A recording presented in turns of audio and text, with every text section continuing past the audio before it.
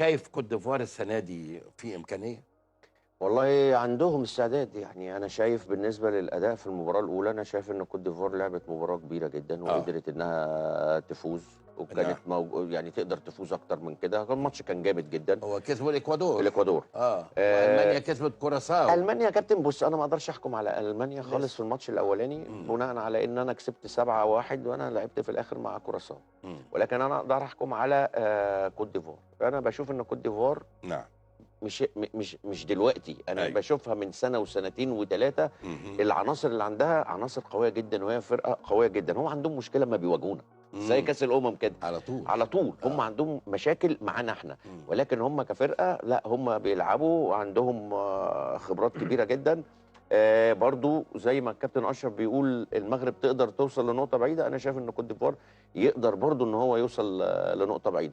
المغاربه نفسهم يا كابتن، تكمله على كلام الكابتن اشرف لما قال لك يعني احنا بندور على اللي ابعد من دور الاربعه. دور الاربعه، عايز على يلعب اساس ان فاينل هو يعني. وصلوا المره اللي فاتت. وعايز اقول لك هو الميزه في منتخب المغرب يا كابتن مدحت، ان المنتخب المغرب هو السيستم بالنسبه له واحد مهما الناس اتغيرت. يعني احنا لحد وقت قريب أنا كنت تلاقي نايف اكرد هو بيلعب ما جاش عشان مصاب، وجنبه رومان سايس. دلوقتي شادي دوت مثلا، شادي رياض دوت واحد من اللعيبه اللي طالعه بالمنتخب الاولمبي. انت فاهم؟ انت في النص كنت اول واحد تفكر فيه مين؟ مرابط. انت دلوقتي عندك بوعدي وعندك نائل العناوي 18 19 سنه مش كده؟ كابتن بوعدي 18 سنه. وتلاقي كابتن ايه بوعدي، تلاقيه هو نجم منتخب المغرب الماتش الاولاني والناس كلها تتكلم عنه. وتلاقي امبارح نائل العناوي هو احسن لاعب وكل الناس بتتكلم عنه. بالظبط. انت دلوقتي قدام حتى كنت يعني متعود على مين؟ الكعبي. ايوب الكعبي. كنت متعود على النصيري. انما انت دلوقتي لا، جبت واحد زي صباري تستخدمه كسترايكر. هو سجل امبارح، سجل في الماتش اللي قبله. الزلزولي عندك متعور، نفس السيستم. الخنوس دياز وناحي تحته. خلص الماتش من اول دقيقه زي ما الكابتن اشرف قال. ده في الدقيقه الثانيه بيدافعوا بشكل كويس. اشرف خبرات الدنيا، مزراوي خبرات الدنيا.